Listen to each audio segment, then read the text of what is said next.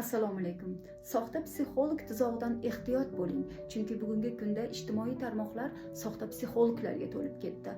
Ayniqsa pul ishlash maqsadida blogerlarni siz palonchi psixologni seminarda ishtirok eting va psixolog bo'ling degan noto'g'ri targ'ibotlari oqibatida yuzaga kelmoqda.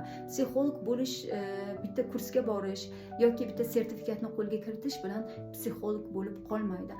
Ayniqsa aql beruvchi psixologlar, ilmsiz, savodsiz psixologlar ko'payib ketdiki, insonlarni qo'rqmasdan hayotlari bilan o'ynamoqdalar. Ayniqsa ularni yo'l ko'rsatib boshqarishni ham boshlashdi. Unutmang, aziz ijtimoiy tarmoq kuzatuvchilari, haqiqiy psixolog sizni boshqarmaydi, sizga yo'l ham ko'rsatmaydi. Chunki psixologiya ilmida, qoidalarida, qurollarida bunaqa narsa yo'q.